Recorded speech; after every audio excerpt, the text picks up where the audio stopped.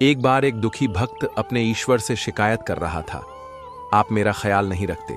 मैं आपका इतना बड़ा भक्त हूं, आपकी सेवा करता हूं, रात दिन आपका स्मरण करता हूं, फिर भी मेरी जिंदगी में ही सबसे ज्यादा दुख क्यों, परेशानियों का अंबार लगा हुआ है। एक समाप्त होती नहीं कि दूसरी समस्या तैयार रहती है। दूसरों की तो आप सुनते हो, उन्हें तो हर खुशी देते हो। आपने सभी को सारे सुख दिए हैं, मगर मेरे हिस्से में केवल दुख ही दिए। सबके अपने अपने दुख, परेशानियां हैं, अपने कर्मों के अनुसार हर एक को उसका फल प्राप्त होता है। यह मात्र तुम्हारी शंका है, लेकिन नहीं, भक्त है कि सुनने को राजी ही नहीं। अंत में अपने इस नादान भक्त को समझा समझा कर थक चुके भगवान ने एक उपाय निकाला। प्रभु बोले, चलो ठीक है, मैं तुम्हें एक अवसर और देता हूं अपने भाग्य को बदलने का। ये देखो, यहां पर एक बड़ा सा पुराना वृक्ष है। इस पर सभी ने अपने अपने दुख दर्द और सारी परेशानियां, चिंताएं, दरिद्रता, रुग्णता, तनाव आदि सब एक पोटली में बांधकर उस वृक्ष पर लटका दिए हैं। जिसे भी जो कुछ भी दुख हो वो वहां जाता है और अपनी समस्त परेशानियों की पोटली बनाकर उस वृक्ष पर टांग देता है। तुम भी ऐसा ही करो, इससे तुम्हारी समस्या का हल हो जाएगा।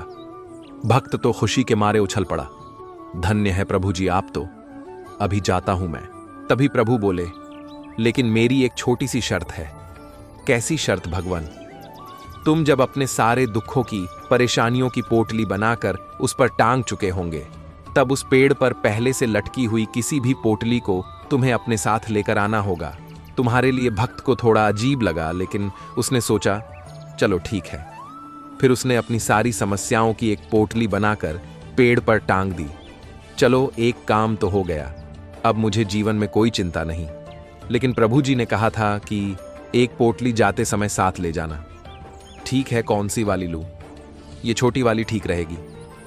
दूसरे ही क्षण उसे विचार आया, मगर पता नहीं इसमें क्या है, चलो वो वाली ले लेता हूं। अरे बाप रे, मगर इसमें कोई गंभीर बीमारी निकली तो? नहीं नहीं, अच्छा ये वाली लेता हूं, मगर पता नहीं ये किसकी है और इसमें क्या क्या दुख है। हे भगवान, इतनी उलझन। वो बहुत परेशान हो गया। सच में बंद मुट्ठी लाख की खुल गई तो खाक की। जब तक पता नहीं है कि दूसरों की पोटलियों में क्या दुख, परेशानियां, चिंता, मुसीबतें हैं, तब तक तो ठीक लग रहा था, मगर यदि इनमें अपने से भी ज्यादा दुख निकले तो? हे भगवान, कहां हो? भगवान बोले, क्यों, क्या हुआ? पसंद आए वो उठा लो। नहीं प्रभु, क्षमा कर दो, नादान था जो खुद को सबसे दुखी समझ रहा था। यहां तो मेरे जैसे अनगिनत हैं और मुझे यह भी नहीं पता कि उनका दुख, चिंता क्या है। मुझे खुद की परेशानियां, समस्याएं कम से कम मालूम तो है। नहीं, अब मैं निराश नहीं होऊंगा। सभी के अपने अपने दुख हैं, मैं भी अपनी चिंताओं, परेशानियों का साहस से मुकाबला करूंगा। उनका सामना करूंगा, न कि उनसे भागूंगा। धन्यवाद प्रभु, आप जब मेरे साथ हैं तो हर शक्ति मेरे साथ है। इस कहानी से हमें यह शिक्षा मिलती है, सदैव प्रसन्न रहे। मनुष्य को सुख और दुख उसके कर्मों के हिसाब से मिलता है। एक गांव में एक बूढ़ी माई रहती थी। माई का आगे पीछे कोई नहीं था, इसलिए बूढ़ी माई बेचारी अकेली रहती थी। एक दिन उस गांव में एक साधु आया। बूढ़ी माई ने साधु का बहुत ही प्रेम पूर्वक आदर सत्कार किया। जब साधु जाने लगा तो बूढ़ी माई ने कहा, महात्मा जी, आप तो ईश्वर के परम भक्त हैं, कृपा करके मुझे ऐसा आशीर्वाद दीजिए जिससे मेरा अकेलापन दूर हो जाए। अकेले रह रह करके उब चुकी हूं। साधु ने मुस्कुराते हुए अपनी झोली में से बाल गोपाल की एक मूर्ति निकाली और बुढ़िया को देते हुए कहा, माई, ये लो आपका बालक है, इसका अपने बच्चे की तरह प्रेम पूर्वक लालन पालन करती रहना। बुढ़िया माई बड़े लाड प्यार से ठाकुर जी का लालन पालन करने लगी। एक दिन गांव के कुछ शरारती बच्चों ने देखा कि माई मूर्ति को अपने बच्चे की तरह लाड कर रही है। नटखट बच्चों को माई से हंसी मजाक करने की सूझी। उन्होंने माई से कहा, अरे मैया सुन, आज गांव में जंगल से एक भेड़िया घुस आया है जो छोटे बच्चों को उठाकर ले जाता है और मारकर खा जाता है। तू अपने लाल का ख्याल रखना, कहीं भेड़िया इसे उठाकर ना ले जाए। बुढ़िया माई ने अपने बाल गोपाल को उसी समय कुटिया में विराजमान किया और स्वयं लाठी छड़ी लेकर दरवाजे पर पहरा लगाने के लिए बैठ गई। अपने लाल को भेड़िए से बचाने के लिए बुढ़िया माई भूखी प्यासी दरवाजे पर पहरा देती रही। पहरा देते देते एक दिन बीता, फिर दूसरा, तीसरा, चौथा और 5वां दिन बीत गया। बुढ़िया माई 5 दिन और 5 रात लगातार बगैर पल के झपकाए भेड़िए से अपने बाल गोपाल की रक्षा के लिए पहरा देती रही। उस भोली भाली मैया का यह भाव देखकर ठाकुर जी का हृदय प्रेम से भर गया। अब ठाकुर जी को मैया के प्रेम का प्रत्यक्ष रूप से आस्वादन करने की इच्छा हुई। भगवान बहुत ही सुंदर रूप धारण कर वस्त्राभूषणों से सुसज्जित होकर माई के पास आए। ठाकुर जी के पांव की आहट पाकर माई डर गई कि कहीं दुष्ट भेड़िया तो नहीं आ गया मेरे लाल को उठाने। माई ने लाठी उठाई और भेड़िए को भगाने के लिए उठ खड़ी हुई। तब श्याम सुंदर ने कहा, मैया मैं तेरा वही बालक हूं जिसकी तुम रक्षा करती हो। माई ने कहा, क्या? चल हट, तेरे जैसे बहुत देखे हैं, तेरे जैसे सैकड़ों अपने लाल पर न्योछावर कर दूं।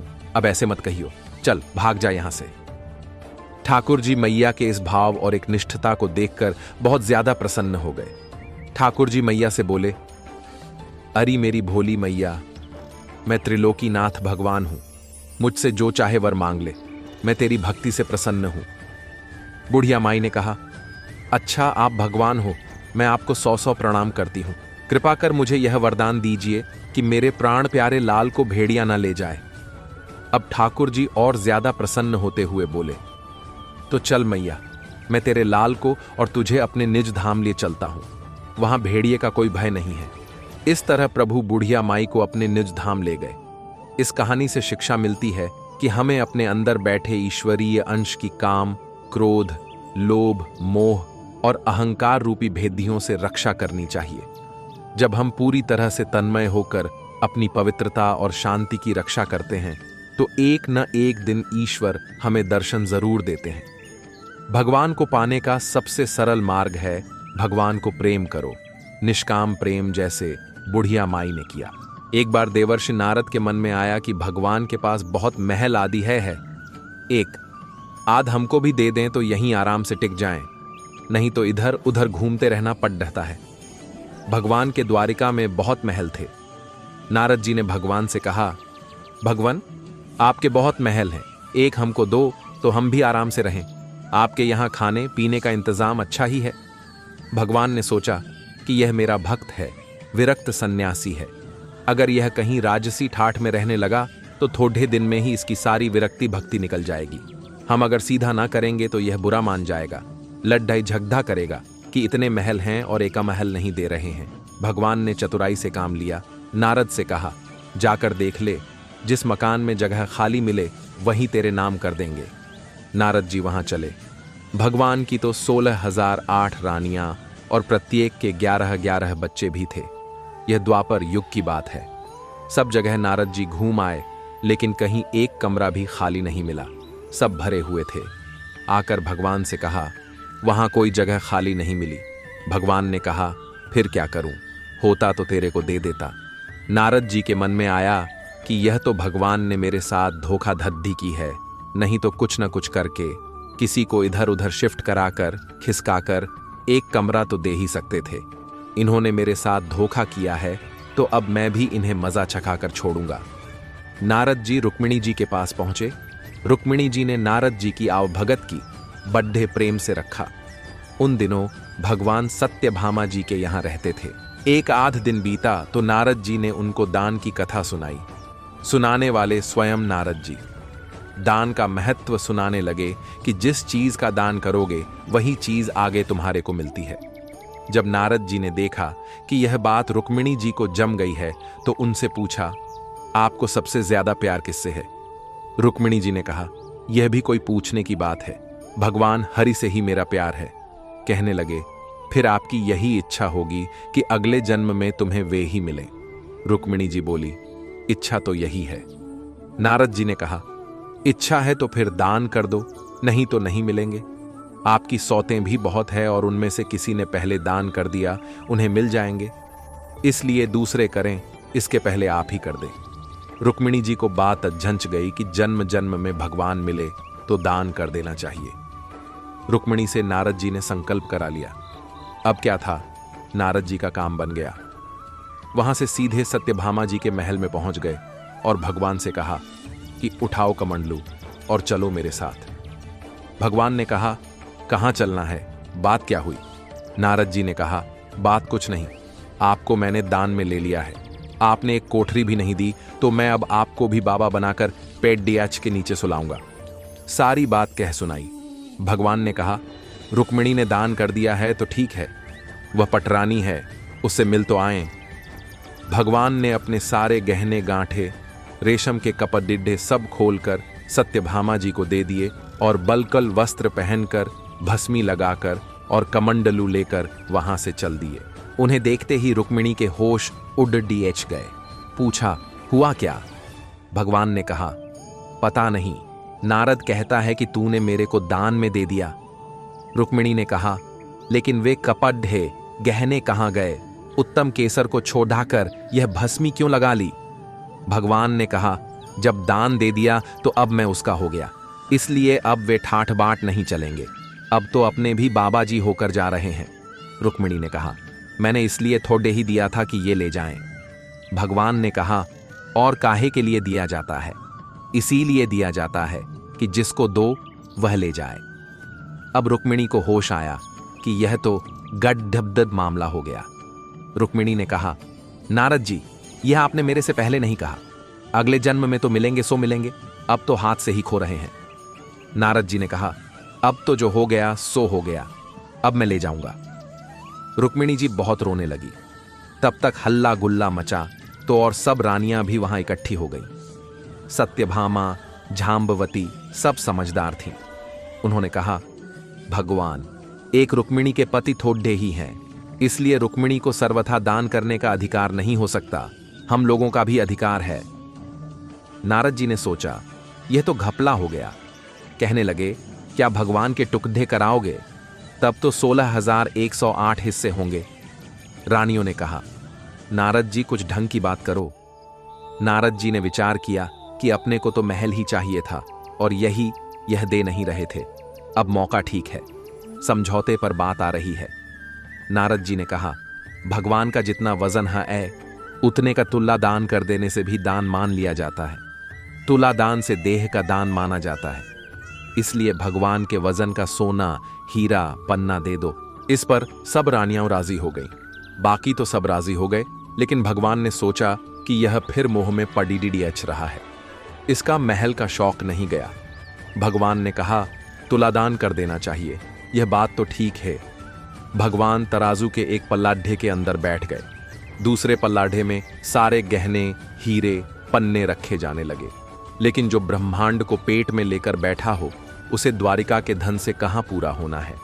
सारा का सारा धन दूसरे पल्लाढ़े पर रख दिया, लेकिन जिस पल्लाढ़े पर भगवान बैठे थे वह वैसा का वैसा नीचे लगा रहा, ऊपर नहीं हुआ।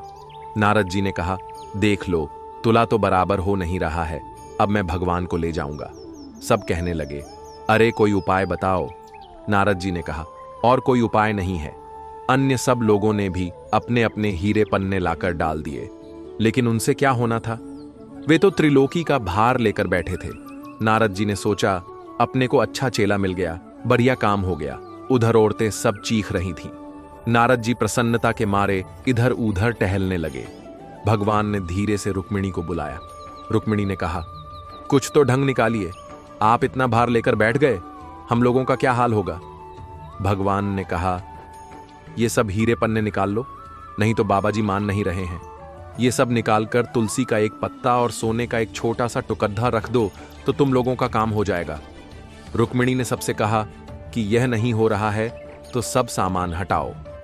सारा सामान हटा दिया गया और एक छोटे से सोने के पतरे पर तुलसी का पत्ता रखा गया तो भगवान के वजन के बराबर हो गया। सबने नारद जी से कहा, ले जाओ तुलादान। नारद जी ने खूब हिला डुलाकर देखा कि कहीं कोई डंडी तो नहीं मार रहा है। नारद जी ने कहा, इन्होंने फिर धोखा दिया, फिर जहां के तहां यह लेकर क्या करूंगा? उन्होंने कहा, भगवान, यह आप अच्छा नहीं कर रहे हैं, केवल घरवालियों की बात सुनते हैं, मेरी तरफ देखो। भगवान ने कहा, तेरी तरफ क्या देखूं? तू सारे संसार के स्वरूप को समझकर फिर मोह के रास्ते जाना चाह रहा है तो तेरी क्या बात सुनूं? तब नारद जी ने समझ लिया कि भगवान ने जो किया सो ठीक किया। नारद जी ने कहा, एक बात मेरी मान लो, आपने मेरे को तरह तरह के नाच अनादिकाल से नचाए और मैंने तरह तरह के खेल आपको दिखाए। कभी मनुष्य, कभी गाय इत्यादि पशु, कभी इंद्र, वरुण आदि संसार में कोई ऐसा स्वरूप नहीं जो 84 के चक्कर में किसी न किसी समय में हर प्राणी ने नहीं भोग लिया। अनादिकाल से यह चक्कर चल रहा है, सब तरह से आपको खेल दिखाया। आप मेरे को ले जाते रहे और मैं खेल करता रहा। अगर आपको मेरा कोई खेल पसंद आ गया हो तो आप राजा की जगह पर हैं और मैं ब्राह्मण हूं, तो मेरे को कुछ इनाम देना चाहिए। वह इनाम यही चाहता हूं कि मेरे शोक मोह की भावना निवृत्त होकर मैं आपके परम धाम में पहुंच जाऊं। और यदि कहो कि तूने जितने खेल किए सब बेकार है, तो भी आप राजा हैं। जब कोई बार बार खराब खेल करता है तो राजा हुक्म देता है कि पा इसे निकाल दो। एक भक्त था, वह रोज बिहारी जी के मंदिर जाता था, पर मंदिर में बिहारी जी की जगह उसे एक ज्योति दिखाई देती थी। मंदिर में बाकी के सभी भक्त कहते, वाह, आज बिहारी जी का श्रृंगार कितना अच्छा है, बिहारी जी का मुकुट ऐसा, उनकी पोशाक ऐसी। तो वह भक्त सोचता, बिहारी जी सबको दर्शन देते हैं, पर मुझे क्यों केवल एक ज्योति दिखाई देती है? हर दिन ऐसा होता। एक दिन बिहारी जी से बोला, ऐसी क्या बात है कि आप सबको तो दर्शन देते हैं पर मुझे दिखाई नहीं देते? कल आपको मुझे दर्शन देना ही पड़ेगा। अगले दिन मंदिर गया, फिर बिहारी जी उसे ज्योत के रूप में दिखे। वह बोला, बिहारी जी, अगर कल मुझे आपने दर्शन नहीं दिए तो मैं यमुना जी में डूबकर मर जाऊंगा। उसी रात में बिहारी जी एक कोढ़ी के सपने में आए जो कि मंदिर के रास्ते में बैठा रहता था और बोले, तुम्हें अपना कोट ठीक करना है। वह कोढ़ी बोला, हाँ भगवान। भगवान बोले, तो सुबह मंदिर के रास्ते से एक भक्त निकलेगा, तुम उसके चरण पकड़ लेना और तब तक मत छोड़ना जब तक वह ये ना कह दे कि बिहारी जी तुम्हारा कोट ठीक करे। अगले दिन वह कोढ़ी रास्ते में बैठ गया। जैसे ही वह भक्त निकला, उसने चरण पकड़ लिए और बोला, पहले आप कहो कि मेरा कोट ठीक हो जाए। वह भक्त बोला, मेरे कहने से क्या होगा, आप मेरे पैर छोड़ दीजिए। कोढ़ी बोला, जब तक आप ये नहीं कह देते कि बिहारी जी तुम्हारा कोट ठीक करे तक मैं आपके चरण नहीं छोड़ूंगा। भक्त वैसे ही चिंता में था कि बिहारी जी दर्शन नहीं दे रहे। ऊपर से ये कोढ़ी पीछे पड़ गया तो वह झुंझलाकर बोला, जाओ बिहारी जी तुम्हारा कोट ठीक करे, और मंदिर चला गया। मंदिर जाकर क्या देखता है, बिहारी जी के दर्शन हो रहे हैं। बिहारी जी से पूछने लगा, अब तक आप मुझे दर्शन क्यों नहीं दे रहे थे? तो बिहारी जी बोले, तुम मेरे निष्काम भक्त हो, आज तक तुमने मुझसे कभी कुछ नहीं मांगा, इसलिए मैं क्या मुंह लेकर तुम्हें दर्शन देता? यहाँ सभी भक्त कुछ न कुछ मांगते रहते हैं, इसलिए मैं उनसे नजरें मिला सकता हूँ। पर आज तुमने रास्ते में उस कोढ़ी से कहा कि बिहारी जी तुम्हारा कोट ठीक कर दे, इसलिए मैं तुम्हें दर्शन देने आ गया। सार भगवान की निष्काम भक्ति ही करनी चाहिए। भगवान की भक्ति करके यदि संसार के ही भोग सुख ही मांगे तो फिर वह भक्ति नहीं, वह तो सौदेबाजी है।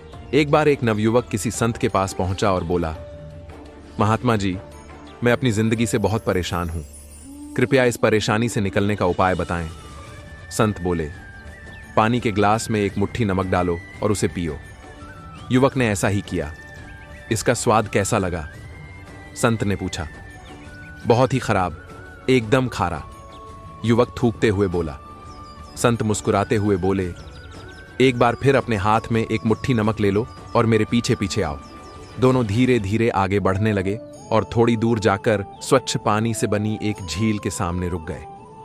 चलो, अब इस नमक को पानी में डाल दो, संत ने निर्देश दिया।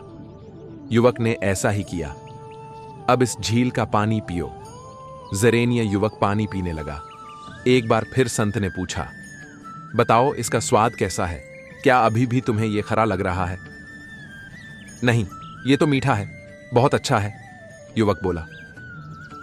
संत युवक के बगल में बैठ गए और उसका हाथ थामते हुए बोले, जीवन के दुख बिल्कुल नमक की तरह हैं, न इससे कम न ज्यादा। जीवन में दुख की मात्र वही रहती है, बिल्कुल वही। लेकिन हम कितने दुख का स्वाद लेते हैं, ये इस पर निर्भर करता है कि हम उसे किस पात्र में डाल रहे हैं। इसलिए जब तुम दुखी हो तो सिर्फ इतना कर सकते हो कि खुद को बड़ा कर लो। गलास मत बने रहो, झील बन जाओ। जन्म लिया है तो सिर्फ सांसें मत लीजिए, जीने का शौक भी रखिए। एक संत थे, वे भगवान राम को मानते थे। कहते हैं, यदि भगवान से निकट आना है तो उनसे कोई रिश्ता जोड़ लो। जहां जीवन में कमी है वहीं ठाकुर जी को बैठा दो, वे जरूर उस संबंध को निभाएंगे। इसी तरह संत भी भगवान राम को अपना शिष्य मानते थे और शिष्य पुत्र के समान होता है। इसीलिए माता सीता को पुत्र वधू बहू के रूप में देखते थे। उनका नियम था रोज मंदिर जाते और अपनी पहनी माला भगवान को पहनाते थे। पर उनकी यह बात मंदिर के लोगों को अच्छी नहीं लगती थी। उन्होंने पुजारी से कहा, ये बाबा रोज मंदिर आते हैं और भगवान को अपनी उतारी हुई माला पहनाते हैं। कोई तो बाजार से खरीद कर भगवान को पहनाता है और ये अपनी पहनी हुई भगवान को पहनाते हैं। पुजारी जी को सबने भड़काया कि बाबा की माला आज भगवान को मत पहनाना। अब जैसे ही बाबा मंदिर आए और पुजारी जी को माला उतार कर दी, तो आज पुजारी जी ने माला भगवान को पहनाने से इनकार कर दिया और कहा, यदि आपको माला पहनानी है तो बाजार से नई माला लेकर आए, ये पहनी हुई माला ठाकुर जी को नहीं पहनाएंगे। वे बाजार गए और नई माला लेकर आए। आज संत मन में बड़े उदास थे। अब जैसे ही पुजारी जी ने वह नई माला भगवान श्री राम को पहनाई, तुरंत वह माला टूट कर नीचे गिर गई। उन्होंने फिर जोड़कर पहनाई, फिर टूट कर गिर पड़ी। ऐसा 3-4 बार किया, पर भगवान ने वह माला स्वीकार नहीं की। तब पुजारी जी समझ गए कि मुझसे बहुत बड़ा अपराध हो गया है और पुजारी जी ने बाबा से क्षमा मांगी। संत सीता जी को बहू मानते थे, इसलिए जब भी मंदिर जाते पुजारी जी सीता जी के विग्रह के आगे पर्दा कर देते थे। भाव ये होता था कि बहू ससुर के सामने सीधे कैसे आए, और बाबा केवल राम जी का ही दर्शन करते थे। जब भी बाबा मंदिर आते तो बाहर से ही आवाज लगाते, पुजारी जी हम आ गए, और पुजारी जी झट से सीता जी के आगे पर्दा कर देते। एक दिन बाबा ने बाहर से आवाज लगाई, पुजारी जी हम आ गए। उस समय पुजारी जी किसी दूसरे काम में लगे हुए थे, उन्होंने सुना नहीं। तब सीता जी ने तुरंत अपने विग्रह से बाहर आई और अपने आगे पर्दा कर दिया। जब बाबा मंदिर में आए और पुजारी ने उन्हें देखा तो बड़ा आश्चर्य हुआ, और सीता जी के विग्रह की ओर देखा तो पर्दा लगा है। पुजारी बोले, बाबा आज आपने आवाज तो लगाई ही नहीं। बाबा बोले, पुजारी जी मैं तो रोज की तरह आवाज लगाने के बाद ही मंदिर में आया। तब बाबा समझ गए कि सीता जी ने स्वयं की आसन छोड़कर आई और उन्हें मेरे लिए इतना कष्ट उठना पड़ा। आज से हम मंदिर में प्रवेश ही नहीं करेंगे। अब बाबा रोज मंदिर के सामने से निकलते और बाहर से ही आवाज लगाते, अरे चेला राम तुम्हें आशीर्वाद है, सुखी रहो, और चले जाते। सच है, भक्त का भाव ठाकुर जी रखते हैं और उसे निभाते भी हैं। एक बार एक नगर के राजा के यहाँ पुत्र पैदा हुआ। इस खुशी में राजा ने पूरे नगर में घोषणा करवा दी कि कल पूरी जनता के लिए राज दरबार खोल दिया जाएगा। जो व्यक्ति सुबह आकर सबसे पहले जिस चीज को हाथ लगाएगा वो उसी की हो जाएगी। पूरे राज्य में खुशी का माहौल छा गया। सारे लोग खुशी से फूले ना समा रहे थे। कोई कह रहा था कि मैं तो सोने के कलश पर हाथ लगाऊंगा। किसी को घोड्ढों का शौक था तो वो बोल रहा था घोद्धे को हाथ लगाऊंगा।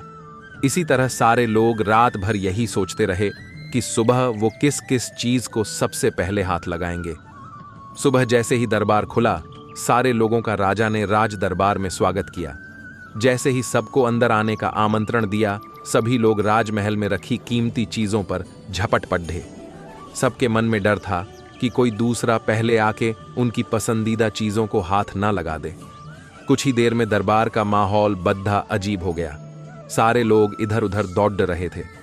राजा अपने सिंहासन पर बैठा ये सब देख रहा था और राजा को बद्धा ही आनंद आ रहा था। अचानक एक छोटा सा बच्चा भीड़ से निकल कर आया और राजा की ओर आने लगा।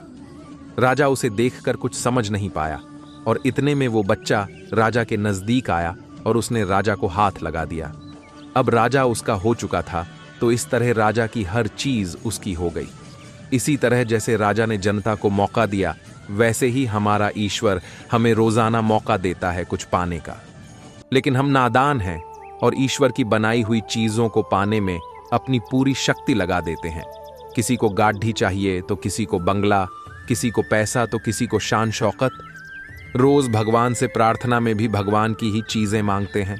जो लोग सत्य को जान लेते हैं वो भगवान की चीजें नहीं बल्कि भगवान को ही प्राप्त करने की कोशिश करते हैं। भगवान को पा लिया तो उस मालिक की हर चीज आपकी ही हो जाएगी। तो फिर क्यों मूर्खों की तरह दिन रात उसकी बनाई चीजों को पाने में अपना कीमती समय गंवाते हो? सीख, उस ईश्वर की स्तुति करो, उसे पाने की कोशिश करो। फिर उसकी हर चीज आपकी हो जाएगी। एक छोटे से गांव में आरव, माया और नील नाम के 3 प्यारे दोस्त रहते थे। वे हर दिन स्कूल से लौटने के बाद खेलने के लिए बाहर जाते थे। एक दिन खेलते खेलते उन्हें गांव के पास एक घना जंगल दिखाई दिया। जंगल देखकर तीनों के मन में रोमांच उमड़ने लगा। माया बोली, क्यों ना आज हम इस जंगल में जाएं और देखें कि वहां क्या है। थोड़ा सा डरते हुए लेकिन जिज्ञासा से भरे तीनों जंगल में अंदर चले गए। थोड़ी देर चलने के बाद उन्होंने एक पुरानी सी चमकती हुई किताब देखी जो एक बड़े पेड़ के नीचे पड़ी थी। नील ने किताब उठाई और जैसे ही उसने उसके पन्ने पलटे, उसमें से रंग बिरंगे तारे निकलकर आकाश में उड़ने लगे। किताब का शीर्षक था जादुई जंगल की कहानियां हम। जंगल के अंदर अचानक से चारों ओर का वातावरण बदलने लगा।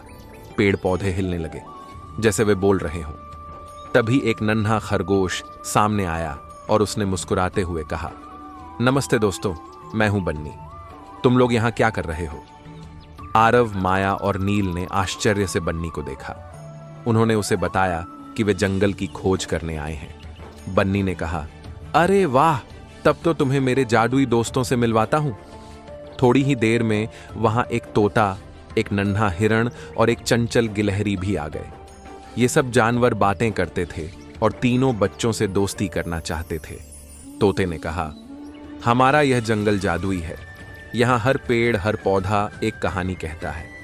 बन्नी ने बच्चों को बताया कि जंगल के बीच में एक जादुई झील है जो हर कोई नहीं देख सकता, लेकिन आज तुम लोग यहाँ आए हो तो मैं तुम्हें वहां लेकर चलूंगा, बन्नी ने कहा। जब वे झील के पास पहुंचे तो झील का पानी चमक रहा था जैसे उसमें चांदनी की किरणें बस गई हों। बन्नी ने बच्चों से कहा कि अगर वे झील के पानी में अपनी एक ख्वाहिश बोलेंगे तो झील उनकी ख्वाहिश को पूरा करने की कोशिश करेगी। माया ने झील से कहा, मैं चाहती हूं कि हमारे गांव में कभी भी किसी को भूखा न रहना पड़े। आरव ने कहा, मैं चाहता हूं कि हम तीनों हमेशा अच्छे दोस्त बने रहें। नील ने कहा, मैं चाहता हूं कि हमें हमेशा ऐसा ही जादुई रोमांच मिलता रहे। झील की चमक और बढ़ गई और उसने तीनों बच्चों की बात मानने का संकेत दिया। जब बच्चों ने वापस जाने का सोचा तो बन्नी, तोता और हिरण ने उन्हें रास्ते तक छोड़ा। बन्नी ने कहा, याद रखना, यह जंगल तुम्हारा दोस्त है। जब भी तुम्हें किसी जादुई मदद की जरूरत हो तुम यहां आ सकते हो। तीनों दोस्तों ने अपने नए दोस्तों से वादा किया कि वे फिर से आएंगे और उनसे मिलेंगे। अपने नए अनुभवों के साथ वे अपने गांव लौट आए। उस रात तीनों को एक ही सपना आया कि उनके गांव में सब खुश हैं और वे तीनों दोस्त हमेशा साथ रहेंगे। एक समय की बात है, आकाश में चमचमाते तारों के बीच एक छोटा सा तारा था जिसका नाम था चमकी। चमकी बाकी तारों की तरह बड़ा या तेज नहीं था, लेकिन उसे चमकना और रात के आसमान को खूबसूरत बनाना बहुत पसंद था। हर रात चमकी अपनी पूरी ताकत से चमकता ताकि नीचे की दुनिया को रोशन कर सके। एक दिन चमकी ने महसूस किया कि कुछ अजीब हो रहा है। उसकी चमक धीरे धीरे कम हो रही थी। बाकी तारे उससे ज्यादा चमकीले लग रहे थे और चमकी को खुद से छोटा और कमजोर महसूस होने लगा। चमकी ने खुद से सवाल किया। वह बहुत उदास था और चमकने में भी मन नहीं लगा रहा था। आसमान के बड़े तारे जैसे ध्रुव तारा और सप्तर्षि मंडल उसकी ओर देखकर हंसने लगे। अरे छोटे तारे, तुम्हारी चमक तो खत्म हो रही है, अब तो तुम्हें कोई देखेगा भी नहीं। चमकी को यह सुनकर और भी बुरा लगा। उसने आसमान में अपने दोस्त चांद से मदद मांगी। चांद मामा, मेरी चमक क्यों खो रही है? चमकी ने पूछा। चांद ने मुस्कुराते हुए कहा, चमकी, तुम्हारी चमक का कारण तुम्हारे दिल की खुशी है। अगर तुम्हारा मन उदास है तो तुम्हारी चमक भी फीकी पड़ जाएगी। जाओ धरती पर देखो, शायद तुम्हें कोई जवाब मिल जाए। चमकी ने धरती पर जाने का फैसला किया। वह धीरे धीरे नीचे उतरते हुए एक छोटे से गांव में पहुंच गया। वहां उसने देखा कि लोग एक दूसरे की मदद करने के बजाय झगड़ रहे थे। बच्चे उदास थे क्योंकि उनके पास खेलने के लिए सामान नहीं था और बड़े लोग परेशान थे। चमकी ने सोचा, शायद मेरी चमक यहां लोगों की मदद करके वापस आ सकती है। चमकी ने अपनी बची हुई थोड़ी सी रोशनी से गांव में रोशनी फैलाई। वह बच्चों के लिए रात को चमकता ताकि वे खुशी से खेल सकें। उसने बड़ों के लिए आकाश में छोटे छोटे इशारे बनाए ताकि वे अपने झगड़े भूलकर आपस में बातें करें। धीरे धीरे गांव में खुशहाली लौटने लगी। लोग हंसने लगे, बच्चे खेलते हुए गाने लगे और सब एक दूसरे की मदद करने लगे। ये देखकर चमकी का दिल खुश हो गया। उसकी खोई हुई चमक धीरे धीरे लौटने लगी। चमकी को अब समझ में आ गया था कि असली चमक दूसरों की मदद करने और खुशी बांटने से आती है। उसने चांद मामा को धन्यवाद दिया और वापस आसमान में लौट गया। अब वह और भी तेज चमकने लगा था, क्योंकि उसका दिल खुशियों से भरा हुआ था। सीख इस कहानी से हमें यह सीख मिलती है कि हमारी असली ताकत और खुशी दूसरों की मदद करने और उनके चेहरे पर मुस्कान लाने में छिपी होती है। जब हम दूसरों को खुश करते हैं तो हमारी खुद की चमक भी बढ़ जाती है। अगली बार जब तुम किसी को उदास देखो, उनकी मदद करके देखना। तुम्हें भी चमकी की तरह एक नई खुशी महसूस होगी। एक बार एक जंगल में एक शेर रहता था। वह जंगल का राजा था। सभी जानवर उससे डरते थे। एक दिन शेर को एक बकरी मिली। बकरी बहुत सुंदर थी। शेर ने बकरी को खाना चाहता था, लेकिन बकरी ने कहा, महाराज मुझे मत खाओ, मैं तुम्हारी दोस्त बनूंगी। शेर ने कहा, ठीक है। बकरी और शेर दोस्त बन गए। वे हर दिन साथ खेलते थे। एक दिन शेर को एक शिकारी ने पकड़ लिया। शिकारी ने शेर को एक पिंजरे में बंद कर दिया। बकरी ने यह देखा। उसने शिकारी को भगाने का फैसला किया। बकरी शिकारी के पास गई। उसने कहा, शिकारी, मुझे पिंजरे में बंद कर दो। मैं शेर की दोस्त हूं, वह मुझे नहीं खाएगा। शिकारी ने बकरी की बात पर विश्वास कर लिया। उसने बकरी को पिंजरे में बंद कर दिया। बकरी पिंजरे में गई। उसने शेर से कहा, महाराज चिंता मत करो, मैं तुम्हें यहां से निकालूंगी। बकरी ने पिंजरे का ताला तोड़ दिया। शेर पिंजरे से बाहर आ गया। शेर ने बकरी को कहा, तुम्हारी वजह से मैं बच गया, तुम मेरी सच्ची दोस्त हो। बकरी ने कहा, महाराज मैं हमेशा तुम्हारी दोस्त रहूंगी। नैतिक शिक्षा। सच्चे दोस्त मुश्किल समय में हमेशा साथ देते हैं। बहुत दूर एक जंगल में छोटी सी चमकी नाम की जुगनू रहती थी। चमकी बाकी जुगनुओं की तरह नहीं थी। वो अपनी रोशनी से डरती थी। जब चांद छिप जाता और दूसरी जुगनू जगमगा उठती, चमकी अपने पत्ते के घोंसले में छिप जाती। वो सोचती, मेरी रोशनी बहुत तेज है, सब डर जाएंगे। एक रात जंगल में बिजली चमकी और आंधी आई। पेड़ लड़खड़ाए और पक्षी चीखने लगे। छोटे खरगोश टुनटुन को बहुत डर लगा। वो अकेला था और रास्ता भटक गया था। अचानक एक छोटी सी रोशनी टुनटुन को दिखाई दी। वो चमकी थी, जो अपने डर को भूलकर बाहर निकल आई थी। टुनटुन ने पूछा, आप कौन हैं? चमकी डरते हुए बोली, मैं चमकी हूं, लेकिन मेरी रोशनी बहुत तेज है। टुनटुन हंसा, नहीं, आपकी रोशनी बहुत खूबसूरत है। इस आंधी में आप मेरा रास्ता दिखा सकती हैं। चमकी ने हिम्मत जुटाकर टुनटुन को उसके घर तक पहुंचाया। टुनटुन बहुत खुश हुआ और बोला, आप मेरी हीरो हैं चमकी। सुबह चमकी ने देखा कि दूसरे जानवर भी उसे धन्यवाद दे रहे हैं। उन्होंने बताया कि कैसे उसकी रोशनी ने उन्हें आंधी में सुरक्षित रखा। चमकी को बहुत अच्छा लगा। उसे समझ आया कि उसकी रोशनी बुरी नहीं, बल्कि मददगार थी। उस दिन से चमकी हर रात बिना डरे जगमगाती। वो जानती थी कि उसकी रोशनी जंगल को सुंदर और सुरक्षित बनाती थी। और आप भी जानते हैं, आपकी खासियतें भी दुनिया को बेहतर बना सकती हैं। तो कभी डरो मत, अपनी रोशनी जगमगाइए और दुनिया को खूबसूरत बनाइए। अब सो जाइए छोटे मित्र। मीठे सपने देखें और याद रखें, आप भी अपनी रोशनी से दुनिया को रोशन कर सकते हैं।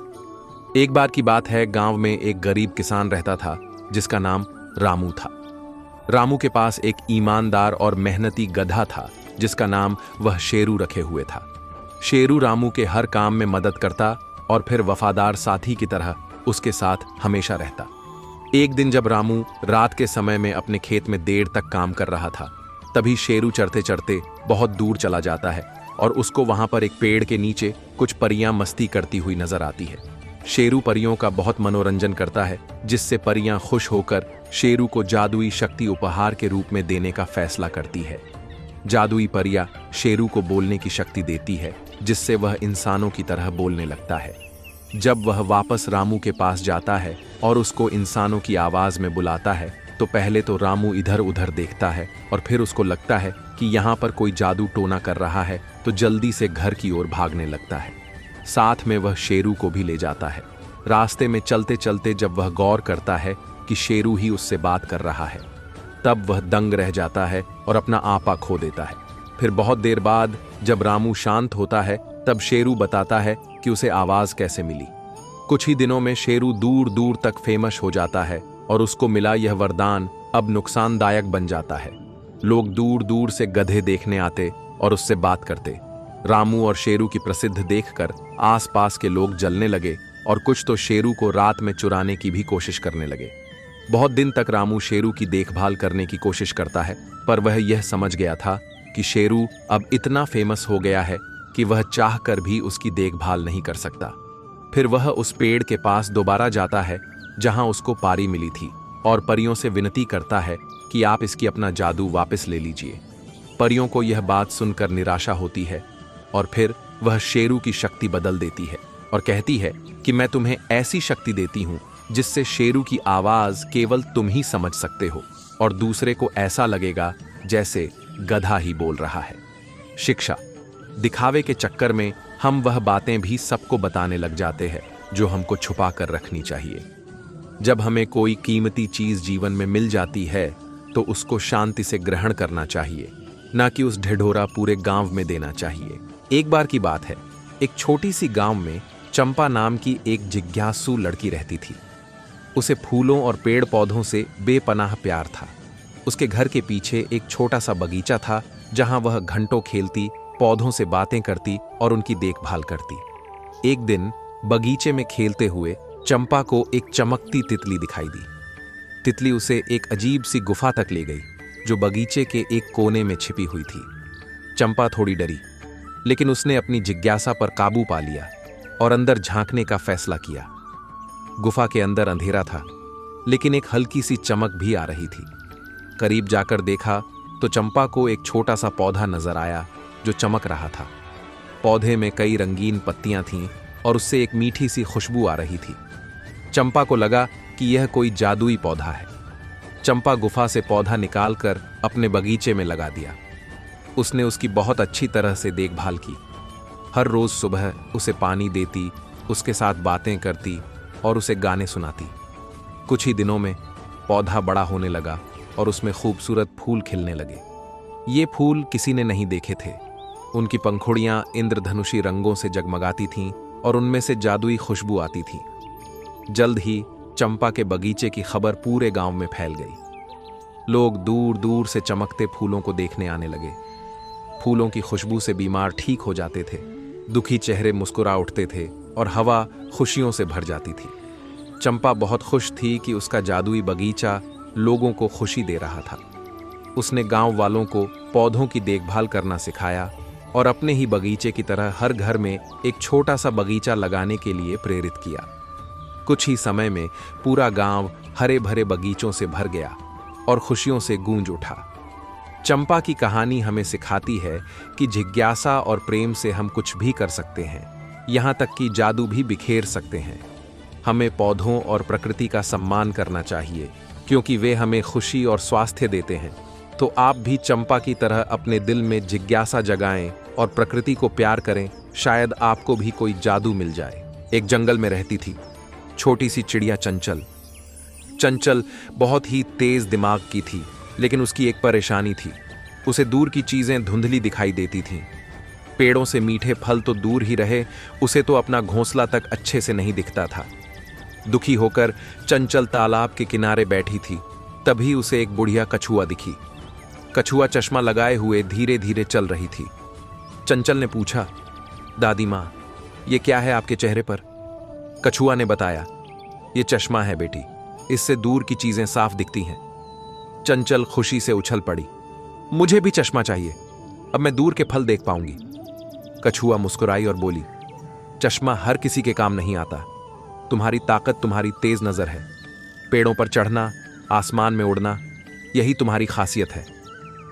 चिंता करते हुए चंचल बोली, पर दूर से फल कैसे देखूंगी? कछुआ ने कहा, अपनी ताकत पर भरोसा रखो, उड़कर करीब जाओ और तब फल देखो। याद रखो, हर किसी चीज के लिए नकल नहीं करनी चाहिए। चंचल ने सोचा और माना। अगले दिन उसने थोड़ी दूर उड़ान भरी।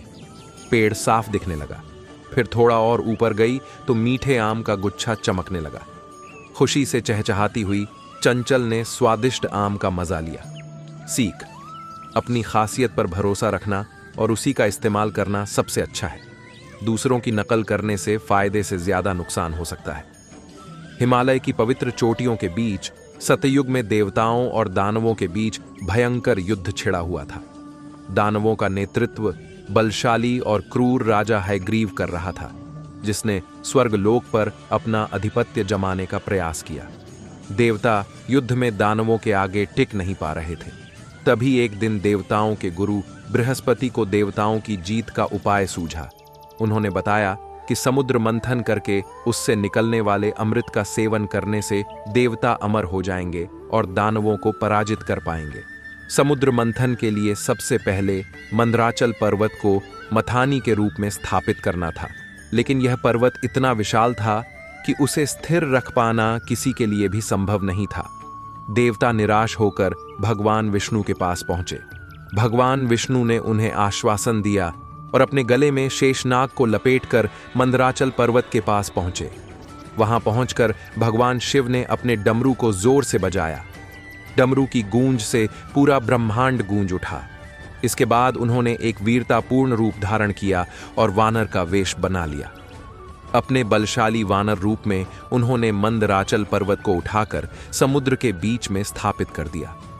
अब अगली समस्या यह थी कि मंथन के लिए दैत्यों और देवताओं के बीच मथानी चलाने के लिए रस्सी की आवश्यकता थी।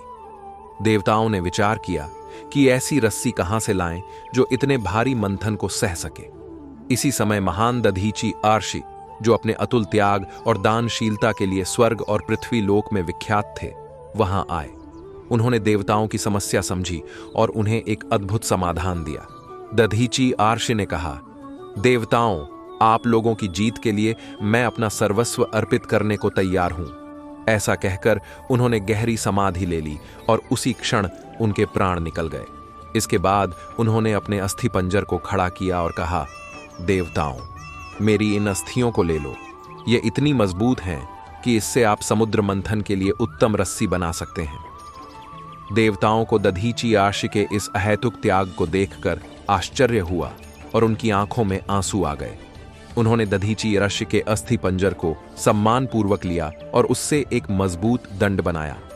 अब मंथन की प्रक्रिया शुरू हुई। देवताओं और दानवों ने मिलकर मंदराचल पर्वत को दधीची आर्षि की अस्थियों से बनी रस्सी से बांधा और मंथन करना शुरू किया। हजारों वर्षों तक मंथन चलता रहा। समुद्र, अमृत, विष, हलाहल, लक्ष्मी, चंद्रमा, वैशाली और कौस्तुभमणि सहित कई अद्भुत चीजों को उगलने लगा। समुद्र मंथन से निकलने वाले सभी पदार्थों को देवताओं और दानवों ने आपस में बांटने का फैसला किया। लेकिन जैसे ही अमृत का कलश सामने आया, दानवों ने छल करने की कोशिश की। यह देख भगवान शिव ने तुरंत ही मोहिनी रूप धारण कर लिया। उनका यह रूप इतना मनमोहक था कि दानव मोहित होकर उनके पास चले गए।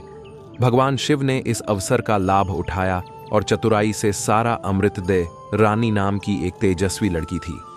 रानी को पढ़ाई से ज्यादा तो अंतरिक्ष के बारे में जानने का शौक था। रात के वक्त वह तारों को गिनती और दूर के ग्रहों के बारे में सपने देखती थी। एक दिन स्कूल में अंतरिक्ष यात्री आर्या मिश्रा आने वाली थी। रानी खुशी से झूम उठी। आर्या मिश्रा ने अंतरिक्ष की अद्भुत तस्वीरें दिखाईं और वहां के रहस्यों के बारे में बताया।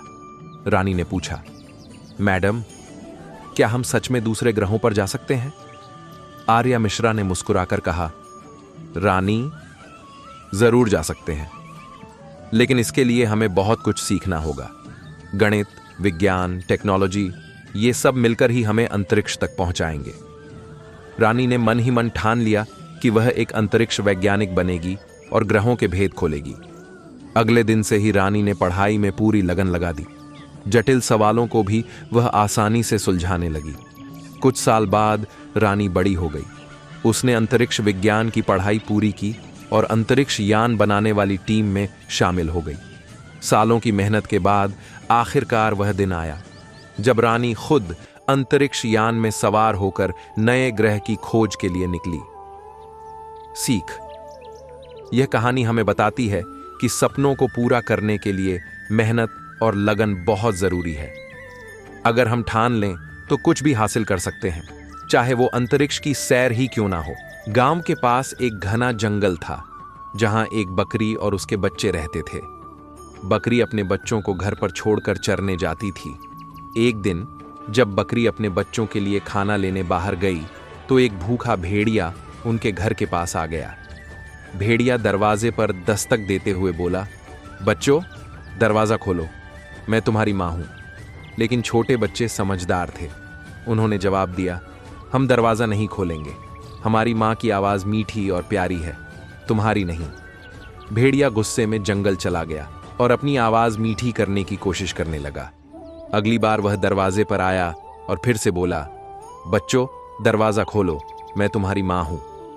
लेकिन इस बार बच्चों ने दरवाजे के नीचे से भेड़िए के पंजे देख लिए। बच्चे चिल्लाए, तुम हमारी मां नहीं हो, हमारी मां के पंजे इतने बड़े और खुरदरे नहीं हैं। तभी बकरी वापस आ गई और भेड़िए को अपने सींगों से मारकर भगा दिया। उसने अपने बच्चों को गले लगाया और कहा, हमेशा सतर्क रहो और किसी अजनबी पर भरोसा मत करो।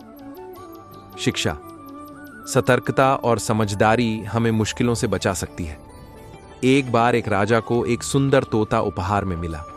वह तोता न केवल सुंदर था बल्कि बोलना भी जानता था। राजा ने उसे अपने महल में रख लिया और उसे दिन रात प्यार से पाला। कुछ समय बाद राजा ने देखा कि तोता पिंजरे में उदास है और बात करना बंद कर चुका है।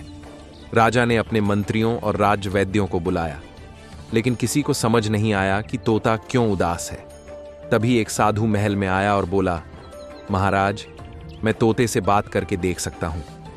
राजा ने तुरंत अनुमति दी। साधु ने तोते से पूछा, तुम इतने उदास क्यों हो? तोते ने कहा, मैं इस पिंजरे में कैद हूं, मैं आजादी चाहता हूं। जब तक मुझे खुला आसमान नहीं मिलेगा मैं खुश नहीं रह सकता। साधु ने राजा से कहा, महाराज, इसे खुला छोड़ दीजिए, ये वापस आएगा।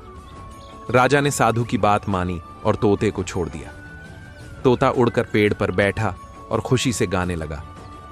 कुछ दिनों बाद तोता खुद राजा के पास वापस आया।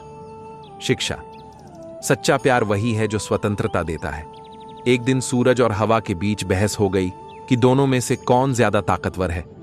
हवा ने कहा, मैं सबसे ताकतवर हूं, मेरी ताकत से पेड़ गिर जाते हैं और समुद्र में लहरें उठती हैं। सूरज ने कहा, मैं गर्मी देकर सब कुछ जीवित रखता हूं।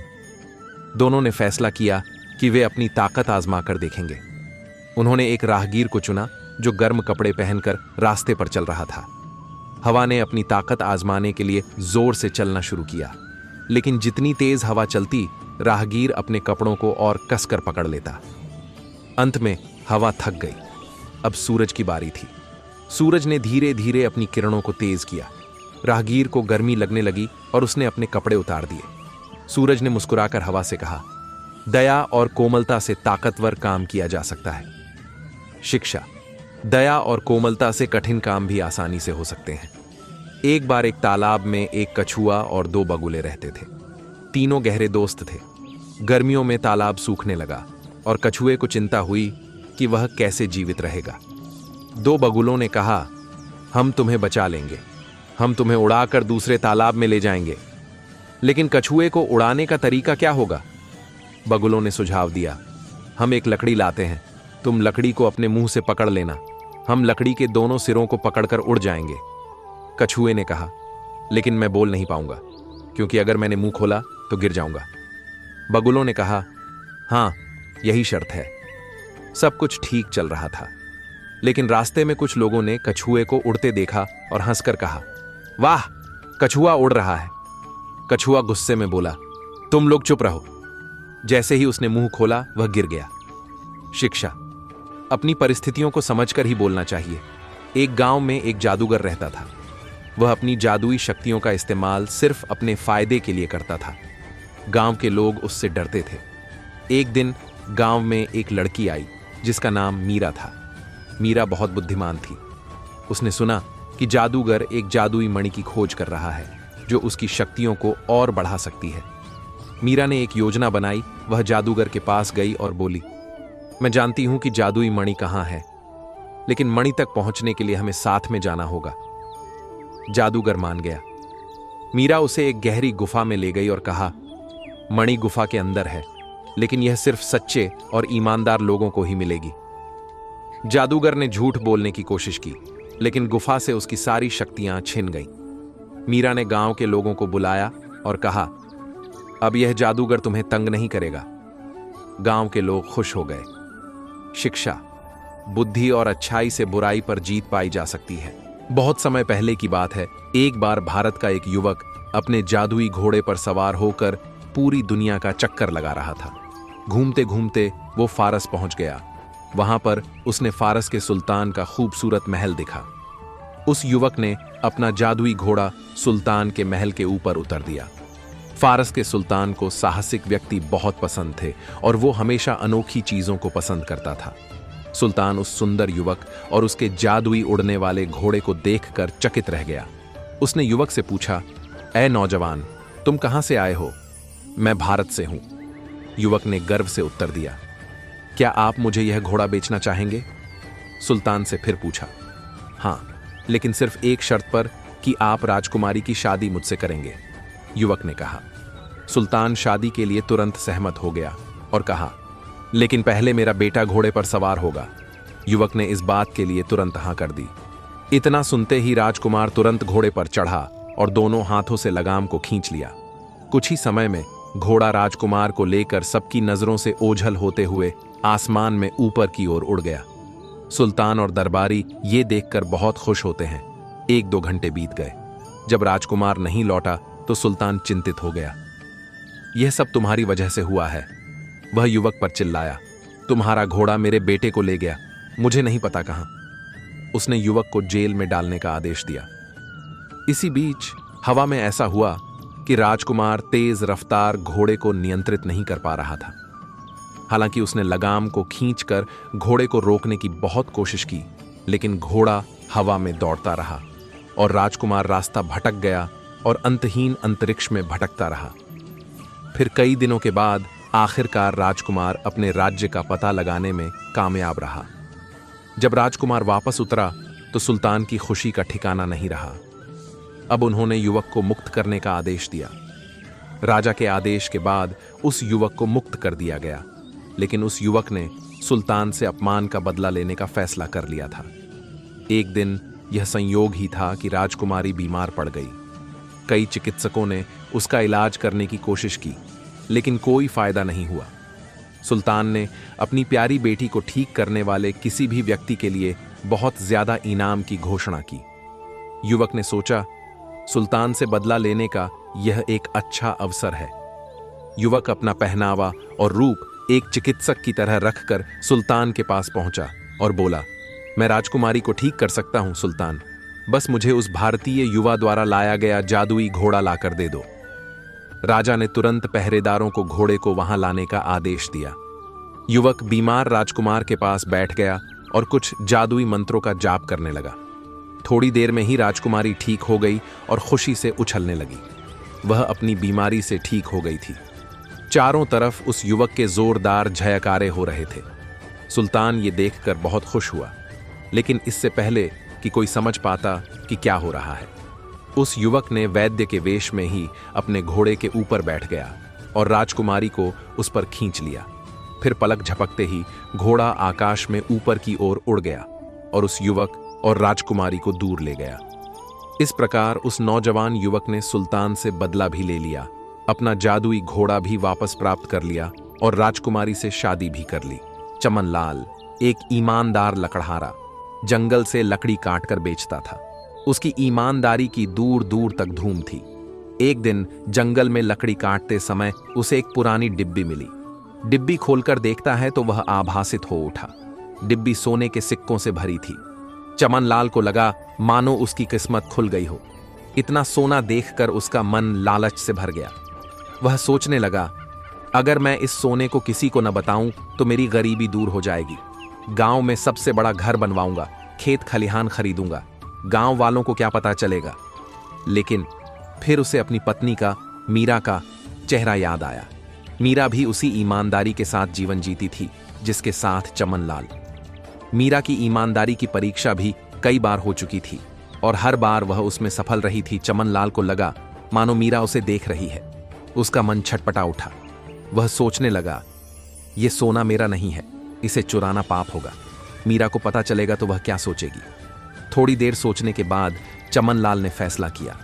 उसने सोने की डिब्बी को उठाया और गांव के राजा के पास ले गया। राजा को डिब्बी दिखाकर उसने बताया कि उसे जंगल में मिली है। राजा चमनलाल की ईमानदारी से बहुत प्रभावित हुआ। उसने चमनलाल को इनाम देने की कोशिश की, लेकिन चमनलाल ने मना कर दिया। कुछ दिनों बाद जंगल से सोना खोने वाला व्यापारी गांव आया। राजा ने उसे चमनलाल के पास भेजा। व्यापारी ने चमनलाल को धन्यवाद दिया और उसे ईमानदारी का सच्चा धनी बताया। उसने चमनलाल को इतना धन दिया कि उसका जीवन आराम से कटने लगा। इस घटना के बाद चमनलाल की ईमानदारी की कहानी पूरे देश में फैल गई। लोग उसे आदर्श मानने लगे। चमनलाल को महसूस हुआ कि ईमानदारी का रास्ता ही असली खुशी का रास्ता है। सीख: ईमान सबसे बड़ा धन है। लालच में आकर कभी गलत रास्ते पर मत चलो। ईमानदारी का रास्ता ही सफलता और सम्मान का रास्ता है। प्राचीन काल में करवा नाम की एक सुहागिन थी। उसका पति साहूकार का बेटा था। एक दिन वह अपने पति के साथ जंगल में घूमने गई। वहां उसे एक सांप ने डस लिया और वह मर गया। करवा बहुत दुखी हुई। उसने यमराज से प्रार्थना की कि वह उसके पति को वापस लाए। यमराज करवा की भक्ति से प्रसन्न हुए। उन्होंने कहा कि वह उसके पति को वापस लाएंगे, लेकिन एक शर्त पर। करवा को हर साल कार्तिक मास की कृष्ण पक्ष की चतुर्थी को व्रत रखना होगा। करवा ने सहमति व्यक्त की। करवा ने अगले साल कार्तिक मास की कृष्ण पक्ष की चतुर्थी को व्रत रखा। उसने पूरे दिन निर्जला व्रत रखा और रात में चंद्रमा को देखकर व्रत खोला। उसके पति जीवित हो गए। तब से सुहागिन महिलाएं अपने पति की लंबी आयु के लिए कार्तिक मास की कृष्ण पक्ष की चतुर्थी को करवा चौथ का व्रत रखती है। चौथ की कथा का महत्व निम्नलिखित है। यह कथा पति पत्नी के बीच प्रेम और बंधन का प्रतीक है। यह कथा पत्नी के त्याग और समर्पण का प्रतीक है। यह कथा यमराज के प्रति भक्ति का प्रतीक है। करवा चौथ का व्रत करवा चौथ का व्रत एक कठिन व्रत है। सुहागिन महिलाएं इस दिन पूरे दिन निर्जला व्रत रखती हैं। वे सूर्योदय से पहले उठकर स्नान करती हैं और फिर व्रत शुरू करती हैं। वे दिन भर कुछ भी नहीं खाती पीती हैं। रात में वे चंद्रमा को देखकर व्रत खोलती हैं। करवा चौथ का व्रत रखने की विधि निम्नलिखित है। सूर्योदय से पहले उठकर स्नान करें। पूरे दिन निर्जला व्रत रखें। शाम को सरगी खाएं। रात में चंद्रमा को देखकर व्रत खोलें। करवा चौथ की पूजा शाम को की जाती है। सुहागिन महिलाएं करवा माता और भगवान शिव की पूजा करती हैं। वे करवा माता को मिट्टी का दिया, धूप, दीप, फल, फूल, मिठाई आदि चढ़ाती हैं। करवा चौथ के त्योहार का महत्व: करवा चौथ का त्योहार पति पत्नी के बीच प्रेम और बंधन का प्रतीक है। यह त्योहार पत्नी के त्याग और समर्पण का भी प्रतीक है। बहुत समय पहले की बात है। एक गरीब मोची अपने परिवार के साथ एक गांव में रहता था। गांव में जूते ठीक करने के काम से उसके परिवार का भरण पोषण नहीं हो रहा था। मोची के परिवार को 2 समय का भोजन करना भी मुश्किल हो गया था। इस कारण मोची बहुत परेशान था। मोची इसी चिंता के कारण गांव के पास के जंगल में बैठा बैठा अकेला रो रहा था। उसी समय वहां से एक जादुई परी गुजरी। जादुई परी ने मोची को परेशान हाल में देखा। परी को मोची पर दया आ गई। परी ने मोची के सहायता करने की सोची। अगले दिन जब मोची सुबह उठा तो उसे उसके दरवाजे के बाहर एक जोड़ी जूते पड्ढे मिले। मोची ने उन जूतों अच्छे दामों में बचकर थोड़े रुपये कमा लिए और अपना और अपने बच्चों का पेट भर लिया। ये देखकर परी बहुत खुश हुई। अगले दिन सुबह मोची को फिर अपने दरवाजे के आगे एक जोड़ी जूते मिले। मोची ने उन्हें भी बेचकर रुपये कमा लिए। मोची को हर रोज एक जोड़ी जूते मिलने लगे और मोची और उसके परिवार का जीवन बड़े ही मजे में कटने लगा। लेकिन मोची अब यह जानना चाहता था कि रोज रात को उसके दरवाजे पर जूते की एक नई जोड़ी कौन रख कर जाता है। इसलिए मोची अपने घर के पास छुपकर यह देखने के लिए पूरी रात जागता रहा कि जूते की जोड़ी कौन रख कर जाता है। जब रात के 12 बजे तो मोची ने देखा कि एक जादुई उड़ने वाली परी उड़ते उड़ते उसके घर के आगे आई और अपने जादू से एक जोड़ी जूते बनाए और उसके दरवाजे की आगे रख दिए। ये देखकर मोची झादियों के पीछे से निकलकर आया और जादुई परी को धन्यवाद दिया। मोची ने परी से कहा कि मैं आपका शुक्रिया कैसे करूं। परी ने कहा कि तुम इस गांव के गरीब लोगों की मदद करो। जब तक तुम गांव के गरीब लोगों की मदद करोगे तब तक तुम्हारे दरवाजे पर तुम्हें एक जोड़ी जूते मिलते रहेंगे और मुझे भी अच्छा लगेगा। तुम इसी तरह से मेरा धन्यवाद कर सकते हो। उसके बाद से मोची हमेशा गांव के परेशान लोगों की मदद करता और जादुई परी के वादे के अनुसार मोची को हर रोज उसके घर के दरवाजे के आगे एक जोड़ी जूते मिलते थे। बहुत समय पहले की बात है। एक राज्य का राजा बहुत ही मूर्ख था। उस राज्य का शासन भी उस राज्य का दुष्ट सेनापति ही करता था। सेनापति अपनी मर्जी से राजा को बहला फुसलाकर अपना मनचाहा कार्य राजा से करवाता था। उस राज्य में भीमसेन नामक एक मंत्री था जो अपनी बुद्धिमानी के वजह से जाना जाता था। दुष्ट सेनापति उससे बहुत ईर्ष्या करता था। भीमसेन यह देखकर बहुत परेशान था कि सेनापति राजा को बहला फुसलाकर उससे अनैतिक अन्याय वाले फैसले करवाता है। भीमसेन राजा को बहुत समझाता कि सेनापति उससे जानबूझकर गलत फैसले करवाता है और वह खुद राजा बनना चाहता है, लेकिन राजा समझने को तैयार ही नहीं था। जब सेनापति को यह पता चला कि भीमसेन राजा को समझा रहा है और इसके चलते उसकी राजा बनने की योजना असफल हो सकती है, सेनापति ने एक योजना बनाई और राजा से कहा कि महाराज, हमारे मंत्री भीमसेन के पास एक जादुई परी की 6DDDEE है जिससे वो अदृश्य होने वाले कपड़े बना सकते हैं। भीमसेन को सर्वप्रथम ये बात आपको बतानी चाहिए थी, लेकिन भीमसेन इस राज्य पर राज्य करना चाहता है, इसलिए उसने यह बात आपको नहीं बताई। राजा भीमसेन को बुलाने का हुक्म देता है। भीमसेन राजा के समक्ष प्रस्तुत होता है। राजा भीमसेन को जादुई परी की 6DDD से गायब होने वाले कपड़े बनाने का हुक्म देता है। भीमसेन राजा से निवेदन करता है कि ऐसी कोई जादुई परी की 6D उसके पास नहीं है, लेकिन राजा सेनापति की बातों में आकर भीमसेन पर विश्वास नहीं करता और भीमसेन को हुक्म देता है कि 2 दिन के अंदर जादुई परी की 6DDD से गायब होने वाले कपड़े उसके समक्ष प्रस्तुत करे, अन्यथा भीमसेन को सजाए मौत दी जाएगी। भीमसेन अपने घर आ जाता है और यह सोचकर परेशान होता है कि जब जादुई परी की कोई 6DDD है ही नहीं तो गायब करने वाले कपड़े कैसे बनाए। भीमसेन पूरी रात सोचता रहता है कि क्या करे। अंततः भीमसेन के दिमाग में एक योजना आती है।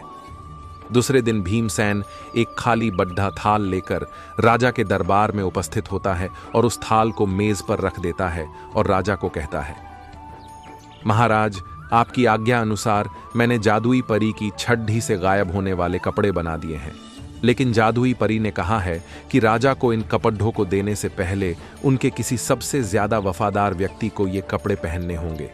उसके बाद ही ये कपड़े अपना जादू दिखा पाएंगे, अन्यथा कपड़े गायब हो जाएंगे। राजा गायब होने वाले कपड़े पहनने को बहुत ही उत्सुक होता है और जल्दी से अपने सेनापति को कहता है, सेनापति, तुम मेरे सबसे ज्यादा विश्वास पात्र व्यक्ति हो, इसलिए तुम थाल से कपड़े लो और पहनो। सेनापति कहता है कि महाराज, इस थाल में कोई कपड़े नहीं है। भीमसेन हमें मूर्ख बना रहा है। अगर इस थाल में कपड़े हैं तो भीमसेन पहन कर दिखाए। भीमसेन कहता है, महाराज सेनापति जी, आपके सबसे ज्यादा वफादार व्यक्ति हैं। अगर मैंने यह कपड़े पहनने की कोशिश की तो कपड़े गायब हो जाएंगे। मेरा विश्वास कीजिए सेनापति जी, जैसे ही आप कपड़े पहनेंगे वैसे वैसे जादुई परी की 6DDD से बने कपड़े दिखाई देने लगेंगे। मेरा विश्वास कीजिए सेनापति जी, जैसे ही आप कपड़े पहनेंगे वैसे वैसे जादुई परी की 6DDD से बने कपड़े दिखाई देने लगेंगे। राजा जादुई कपड़े पहनने के लिए उत्सुक था। उसने सेनापति से कहा कि जल्दी से अपने कपड़े उतारो और थाल में रखे कपड़े पहनो। सेनापति अपने ही जाल में बहुत बुरी तरह फंस चुका था और वह यह जानता था कि राजा मूर्ख है। अगर उसने राजा का कहा नहीं माना तो वो उसे मार देगा। लेकिन अब सेनापति के पास भरी सभा में कपड़े उतारने के अलावा कुछ शेष नहीं था। सेनापति ने अपने कपड़े उतारने शुरू किए, लेकिन शर्मिंदगी के कारण उसकी आंखों से आंसू आने लगे। उसे पश्चाताप हो रहा था और सेनापति अपने पूरे कपड़े उतारता उससे पहले ही उसने अपनी स्वयं की तलवार से अपनी गर्दन काट ली और मर गया। कुछ समय पश्चात राजा को भी पता चल गया कि सेनापत रानी एक छोटे से गांव में रहती थी। वह एक दयालु और मेहनती लड़की थी जो अक्सर अपने खेतों में काम करती थी। रानी को फूलों से बहुत प्यार था। हर सुबह वह अपने खेत के कोने में बने छोटे से बगीचे में जाकर फूलों की देखभाल करती थी। एक दिन रानी उदास होकर बगीचे में बैठी थी। उसे लग रहा था कि उसकी जिंदगी बहुत ही साधारण है।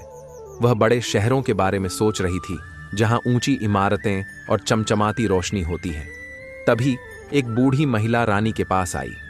महिला ने रानी की उदासी को समझ लिया और उससे पूछा, बेटी, क्या हुआ? रानी ने महिला को बताया कि वह अपनी जिंदगी से खुश नहीं है। वह बड़े शहर जाकर कुछ नया करना चाहती है। महिला ने मुस्कुराते हुए कहा, बेटी, जिंदगी की खुशी जगह में नहीं, बल्कि तुम्हारे नजरिए में है। महिला ने रानी को समझाया कि वह अपने आसपास की खूबसूरती को देखना सीखे। उसने कहा, तुम्हारे पास ये खूबसूरत फूल हैं, जिनकी देखभाल तुम करती हो। क्या तुमने कभी गौर किया है कि बारिश के बाद आसमान में इंद्रधनुष कैसे बनता है? रानी ने सिर हिला दिया। महिला ने कहा, इसी तरह जिंदगी में भी छोटी छोटी खुशियां होती हैं, जिन्हें हमें ढूंढना होता है। उस दिन से रानी ने अपने आसपास की चीजों को गौर से देखना शुरू किया। उसने देखा कि सूर्योदय का नजारा कितना मनमोहक होता है, पक्षियों का चहचहाना कितना सुहाना होता है और फूलों की खुशबू कितनी मंत्रमुग्ध कर देने वाली होती है। धीरे धीरे रानी को अपनी जिंदगी में खुशियां मिलने लगी। एक दिन जब खेतों में जोरों की बारिश हो रही थी, रानी ने देखा कि बादल हटने के बाद आसमान में एक खूबसूरत इंद्रधनुष बन गया था। इंद्रधनुष के रंग इतने चमकीले और जीवंत थे कि रानी मंत्रमुग्ध होकर उसे देखती रही। उस पल रानी को एहसास हुआ कि बड़े शहर जाने की जरूरत नहीं है।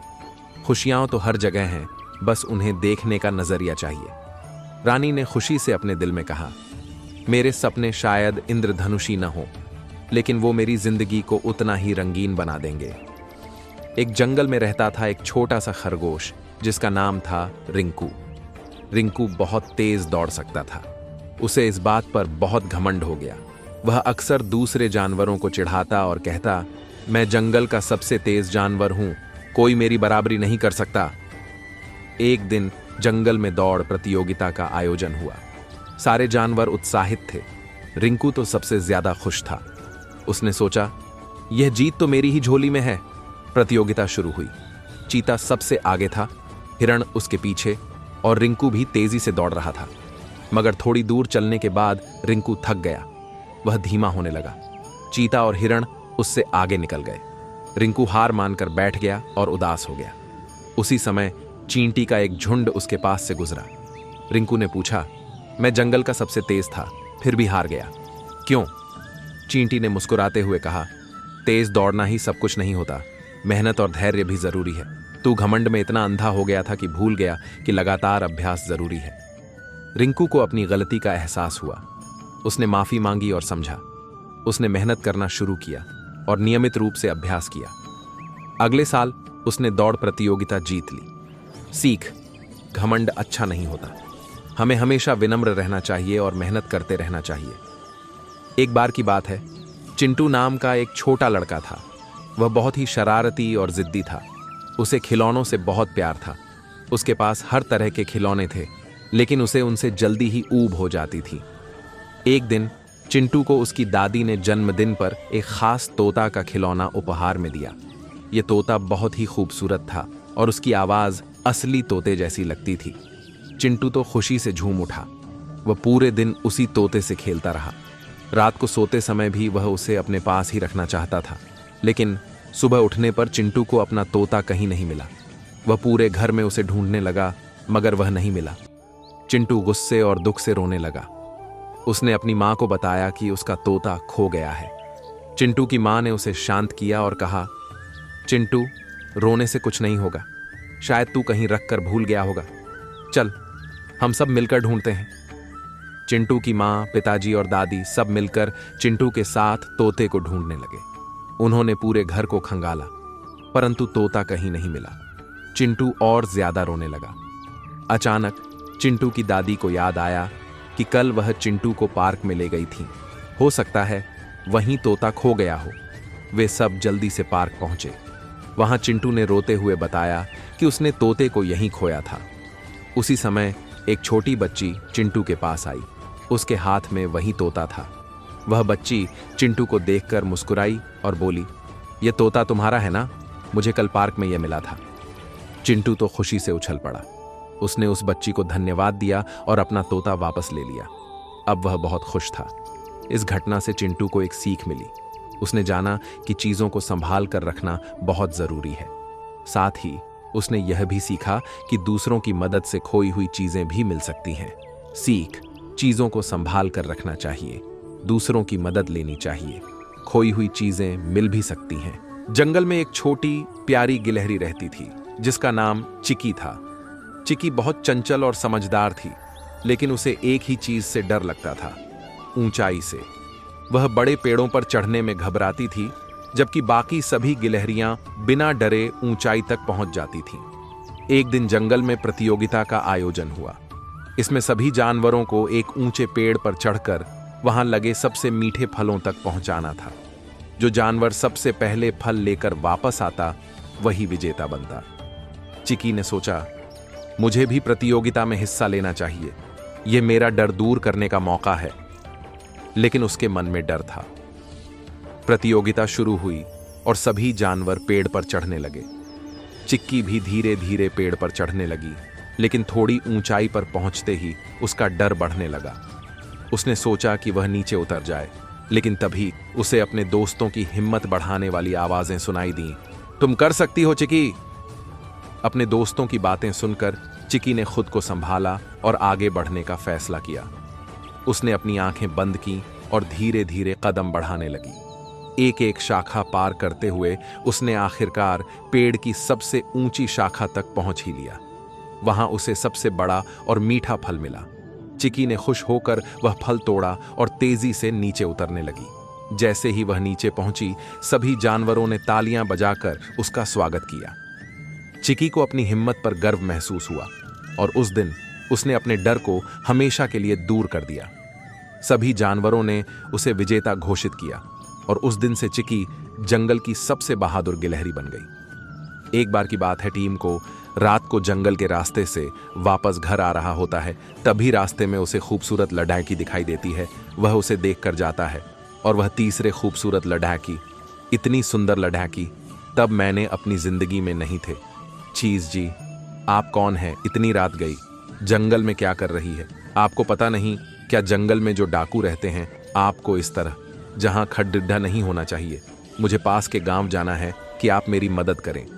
वह क्यों नहीं, आप मेरी साइकिल के पीछे बैठ जाए। अरे वह वर्ड आज देते हुए भाग ही कल का है। और पहली पार्क लड्डेच की मिल साइकिल के पीछे बैठे। फिर मैं लड्डेच की टिंकू की साइकिल के पीछे बैठ जाती है। टिंकू गाना गाते हुए खुशी खुशी साइकिल चलाने लगता है। रेप पर निकली नाम नए टिंकू। जिया रे टिंकू जी हैं। अरे मेरा जी, आज इस जड्डी का मंजन छड़ूंगा पिया। तीन को अपनी बस भी साइकिल चलाकर गांव की ओर चल देता है। तभी देखती देखती बल्ले की चौथाई में बदल जाती है। रेटिंग की गांव पहुंच जाता है। रिंकू की साइकिल के पीछे जुलाई को बैठा देख सब गांव वालों की आंखें फटी की फटी रह जाती हैं। डर के बारिश का भी इधर उधर भागने लगते हैं, अपना पारहना और भी बहुत सारे पालतू। पहले कुत्ते रानोज, बट जो किसी को अपने साथ ले आया। अरे बहुत बड्ढे भाग, बताओ इधर उधर भाग रहे हो तो नेचुरल देख ली। क्या लगता है सबके सब पाराच आ गए हैं? चलो छोड़ो, मुझे चल लेना देना। इससे आई थिंक इसका मंजन छक्का सेटिंग को सीधा अपने घर की ओर चला जाता है और कुछ ही देर में अपने घर पहुंचाना है। अच्छे रात बहुत हो गए हैं, आज की रात आप मेरे घर रुक जाएगी। सुबह होते ही मैं आपको आपके रिश्तेदार के घर छोड़ देच दूंगा, ठीक है? टिंगू जी जैन साथ कहीं प्रिटिंग उस लड्डे अचकी को लेकर अपने घर के अंदर चला जाता है। सभी काम वाली भी टिंकू के घर के बाहर पहुंच जाती है और जाम जाकर उसके घर के अंदर देखने लगते हैं। अजय, आप ये कुछ देर आराम करिए, मैं नजर आता हूं। ठीक है, ठीक जी। जैसा ही अलवर वो दुबई जल्दी से तैयार हो जा, रोज तो इसका चक करके ही रहूंगा। फिटिंग को नहाने के लिए चला जाता है और भूल वो देखूं ये वही इच्छाधारी चुने ले। और यह कंपोस्टिंग पुलिस के जाल में फंस रहे हो के बीच एक जादुई प्राणियों का समूह था जो कहलाते थे।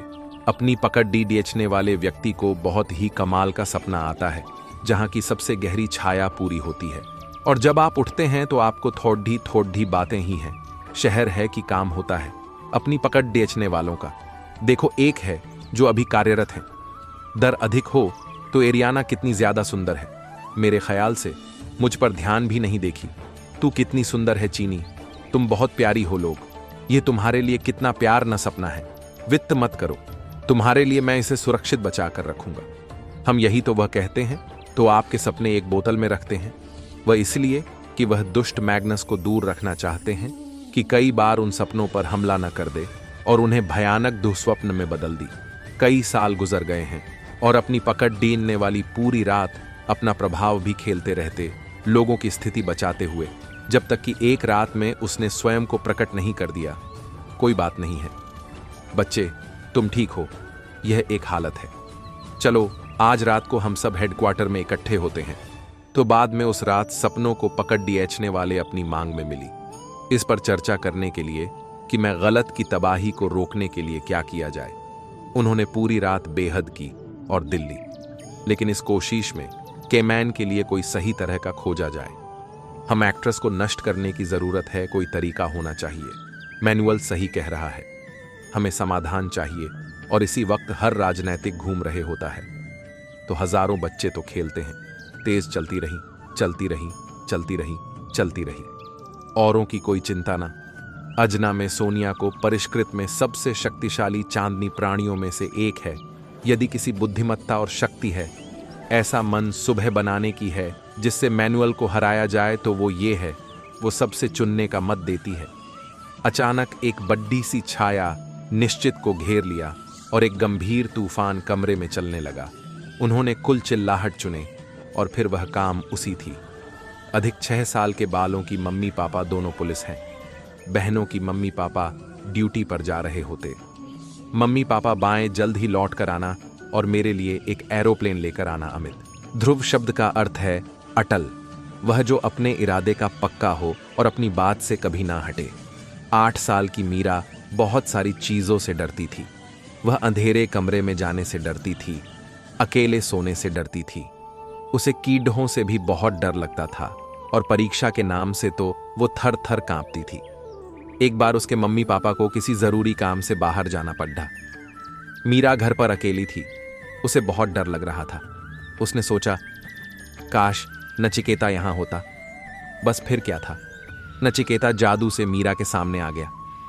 लगता है तुम बहुत डरी हुई हो, चलो तुम्हारा डर दूर करने के लिए एक छोटे और साहसी बच्चे की कहानी सुनाता हूं, जिसका नाम था ध्रुव। नचिकेता बोला, क्या आप भी ध्रुव के बारे में जानना चाहते हैं? तो चलिए कहानी सुनते हैं। बहुत समय पहले एक राजा थे उत्तानपाद, जिनकी 2 रानियां थीं, सुनीति और सुरुचि। दोनों रानियों के स्वभाव में बहुत अंतर था। सुनीति शांत और सरल स्वभाव की थी और सुरुचि बहुत चालाक और घमंडी थी। रानी सुनीति के बेटे का नाम था ध्रुव और रानी सुरुचि के बेटे का नाम था उत्तम। एक दिन ध्रुव अपने पिता उत्तानपाद की गोद में खेल रहा था। तभी रानी सुरुचि ने आकर ध्रुव को राजा की गोद से नीचे उतार दिया और कहा, तुम राजा की गोद में नहीं बैठ सकते, राजा की गोद पर सिर्फ मेरे बेटे का अधिकार है। सुनीति की बात से ध्रुव बहुत दुखी हुआ। उसने जाकर सारी बात मां को बताई। मां ने ध्रुव से कहा, भगवान की भक्ति में बहुत शक्ति है। अगर तुम सच्चे मन से भगवान की भक्ति करोगे तो तुम्हें पिता की गोद तो क्या, भगवान की गोद में जगह मिल सकती है। 5 साल का निडर ध्रुव भगवान की प्रार्थना करने जंगल के लिए निकल गया। आर्षि नारद ने ध्रुव को जंगल की ओर जाते देखा तो उसे समझाकर महल वापस भेजने की कोशिश की, पर ध्रुव अपनी बात पर टिका रहा। ध्रुव के पक्के इरादे से खुश होकर नारद जी ने उसे एयूएम नमो भगवते वासुदेवाय मंत्र का जाप करने के लिए कहा। ध्रुव ना तो जंगली जानवरों से डरा, ना ही कड़हकती धूप, तेज बारिश और बर्फीली ठंड से। वो बिना रुके कई महीनों तक भगवान से प्रार्थना करता रहा। ध्रुव की भक्ति से प्रसन्न होकर भगवान उसके सामने प्रकट हुए और मनचाहा वरदान मांगने को कहा। ध्रुव बोला, आपके दर्शन पाकर मैं बहुत प्रसन्न हूं, मुझे और कुछ नहीं चाहिए। भगवान ने ध्रुव को आशीर्वाद दिया कि उसका नाम हमेशा अमर रहेगा। प्यारे बच्चों, आज भी हम ध्रुव को आसमान में सबसे ज्यादा चमकने वाले ध्रुव तारे के नाम से जानते हैं। 7 साल के रोहन का कमरा हर तरह के खिलौनों से भरा हुआ था, फिर भी वह हमेशा अपने मम्मी पापा से नए खिलौने के लिए जिद करता। एक बार तो वह अपने ही खिलौनों से टकरा गया और उसे गहरी चोट लग गई। फिर भी रोहन की नए खिलौने पाने की इच्छा बढ़ती ही जा रही थी। उसके मम्मी पापा रोहन की इस आदत से बहुत परेशान थे। रोहन का दोस्त नचिकेता रोहन के मम्मी पापा की परेशानी दूर करना चाहता था। रोहन को समझाना बहुत जरूरी है, उसके दोस्त नचिकेता ने सोचा। किसी ने रोहन के कमरे का दरवाजा खटखटाया। रोहन ने दरवाजा खोल कर देखा तो वहां एक बड्ढा सा टैडी बेयर खड्डा था। वाह, एक और खिलौना, मैं इसे अपने कमरे में रखूंगा, रोहन खुशी से बोला। उसका कमरा पहले ही खिलौनों से भरा हुआ था। इतने बड्ढे टैडी के लिए तो कमरे में जगह ही नहीं थी। रोहन सोच में पड़ गया कि वो अब क्या करे। तभी टैडी एक लड्डके में बदल गया। नचिकेता, तुम? टैडी कहां गया? रोहन ने हैरान होकर कहा। तुम्हारे पास तो पहले से ही इतने सारे खिलौने हैं, तुम्हें एक और खिलौना क्यों चाहिए? नचिकेता ने पूछा। ये खिलौने तो बहुत कम हैं, मुझे और बहुत सारे खिलौने चाहिए, रोहन ने कहा। नचिकेता रोहन की बात सुनकर मुस्कुराया और बोला, चलो तुम्हें एक अच्छी सी कहानी सुनाता हूं। यह कहानी महाभारत से है। जब पांडव वनवास में थे तब ऋषि दुर्वासा अपने शिष्यों के साथ उनकी कुटिया में पहुंचे। ऋषि दुर्वासा पांडवों के बड्ढे भाई युधिष्ठिर से बोले, पहले हम नदी में स्नान करेंगे, फिर भोजन करेंगे। युधिष्ठिर ने यह बात अपनी पत्नी द्रौपदी से कही। द्रौपदी चिंतित होकर बोली, पर खाना तो खत्म हो गया है, हम उन्हें क्या खिलाएंगे? अब तो कृष्ण ही हमारी मदद कर सकते हैं। द्रौपदी ने कृष्ण को अपनी सारी परेशानी बताई। कृष्ण ने द्रौपदी को खाने का बर्तन लाने के लिए कहा। बर्तन में चावल का बस एक ही दाना बचा था। कृष्ण ने वो एक चावल का दाना खा लिया। कृष्ण के दाना खाते ही एक चमत्कार हुआ। ऋषि दुर्वासा और उनके सभी शिष्यों की भूख अपने आप ही शांत हो गई और वह अपने शिष्यों के साथ वहां से चले गए। तो रोहन, देखा तुमने कैसे भगवान केवल एक चावल के दाने से संतुष्ट हो गए और उन्होंने ऋषि दुर्वासा और उनके शिष्यों की भी भूख मिटा दी। इसी तरह हमें भी हमारे पास जो है उसमें संतुष्ट और खुश रहना चाहिए। नचिकेता ने रोहन को समझाया। मैं तुम्हारी बात समझ गया नचिकेता, अब मैं और खिलौनों के लिए जिद नहीं करूंगा और दूसरे बच्चों के साथ भी अपने खिलौने बांटूंगा। यह कहानी हमें सिखाती है कि अगर हमारे मन में विश्वास है तो संसार की हर चीज में हमें भगवान दिखेंगे। बहुत पहले की बात है, राक्षसों का एक राजा था, हिरण्यकश्यप। हिरण्यकश्यप ने कड़ी तपस्या करके भगवान ब्रह्मा से वरदान पाया था कि ना ही कोई इंसान उसे मार सके, ना कोई जानवर, किसी भी हथियार से उसकी मृत्यु ना हो। ना वो दिन में मरे, ना रात में, ना धरती पर, ना आकाश में, ना घर के अंदर, ना घर के बाहर। हिरण्यकश्यप को अपनी ताकत का बहुत घमंड था। वह खुद को ही भगवान मानता था और अपनी प्रजा को उसकी पूजा करने के लिए कहता था। हिरण्यकश्यप का एक पुत्र था प्रहलाद। वह भगवान विष्णु का एक सच्चा भक्त था। उसने अपने पिता को भगवान मानने से मना कर दिया। उसके लिए केवल एक ही भगवान थे, भगवान विष्णु। हिरण्यकश्यप को प्रहलाद पर बहुत गुस्सा आया और उसने अपने सेवकों को उसे कड़ी सजा देने का आदेश दिया।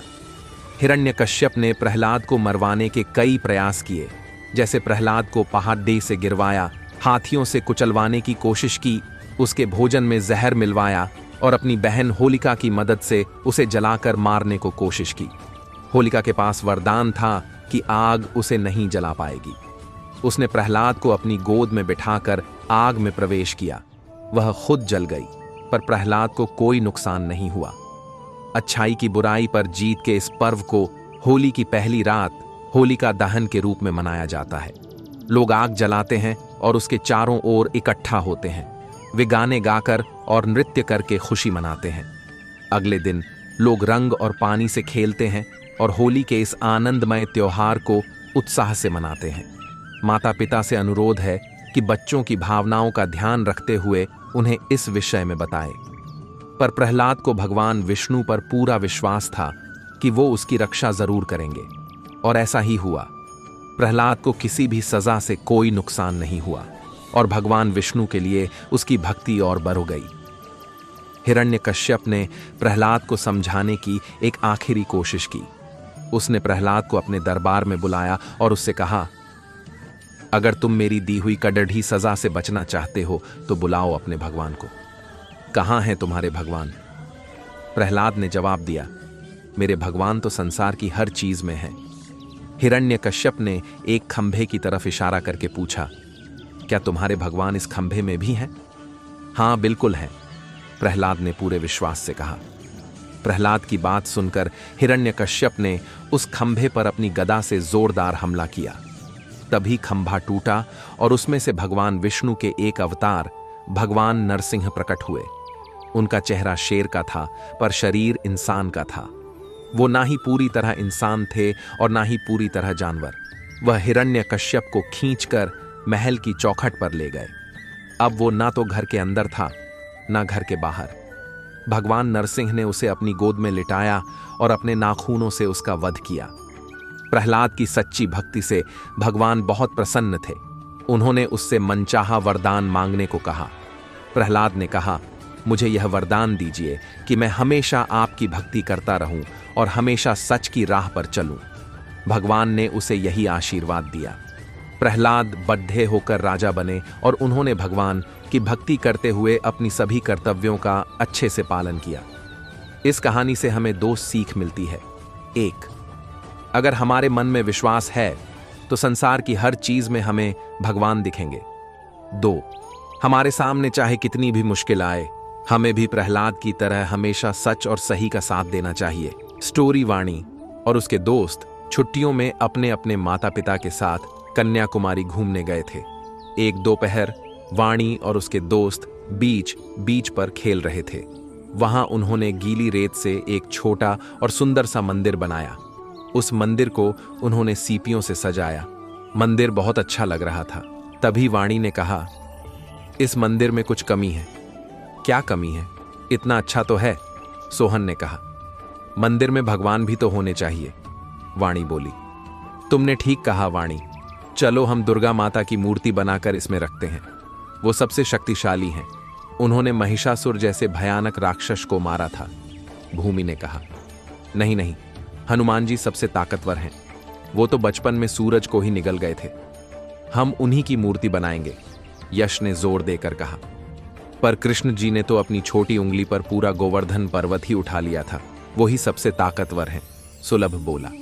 सबकी बातें सुनकर वाणी ने कहा, तुम सब शायद शिवजी के बारे में भूल गए, जिन्होंने इस संसार को बचाने के लिए विष पिया था।